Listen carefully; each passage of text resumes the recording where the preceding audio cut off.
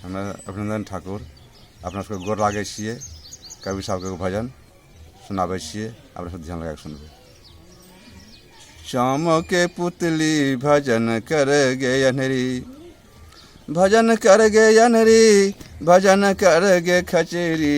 श्याम के पुतली भजन कर गे अनहरी, भजन कर गे अनहरी, भजन कर गे खचरी। श्याम के पुतली भजन कर गे अनहरी, श्याम के पुतली भजन कर गे खचरी। दालो खैले भातो खैले पूरे खैले चटनी, दालो खैले भातो खैले पूरे खैले चटनी। साफ साफ कपड़ा पहन ले देह कैले चिकनी।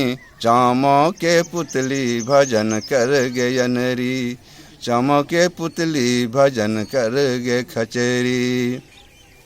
यहाँ से जइबे बासो न होई तो, यहाँ से जइबे बासो न होई तो, मार लगतो दगनी। श्याम के पुतली भजन कर गे अनहरी, श्याम के पुतली भजन कर गे खचरी। थक थकैया नाच नचे तो पता लगतो तखनी, थक थकैया नाच नचे तो पता लगतो तखनी।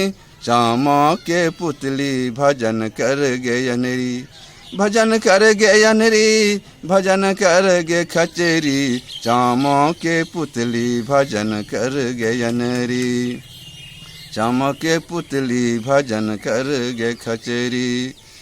हाथ गोर बांधी देतो गला देतो फसरी, हाथ गोर बांधी देतो गला देतो फसरी। काटा कुसा में घिसना जेतो बाप बाप चिकरी। श्याम के पुतली भजन कर गे अनहरी, श्याम के पुतली भजन कर गे खचरी। भजन कर गे खचरी, भजन कर गे अनहरी, श्याम के पुतली भजन कर गे खचरी। श्याम के पुतली भजन कर गे अनहरी। बेटा बेटी लेके सुतले पोता पोती नतनी, बेटा बेटी लेके सुतले पोता पोती नतनी। नाती भगिनी लेके सुतले भजन करवे कखनी। श्याम के पुतली भजन कर गे अनहरी, श्याम के पुतली भजन कर गे खचरी। भजन कर गे खचरी, भजन कर गे अनहरी, श्याम के पुतली भजन कर गे अनहरी, श्याम के पुतली भजन कर गे खचरी। साहब कबीर ये हो गैलन लगनिया, साहब कबीर ये हो गौलन लगनिया, साहब कबीर ये हो गौलन लगनिया। चेत भैत चेत है सखिया, चेत भैत चेत है सखिया, दुख है तो भगनी। श्याम के पुतली भजन कर गे अनहरी, श्याम के पुतली भजन कर गे खचरी।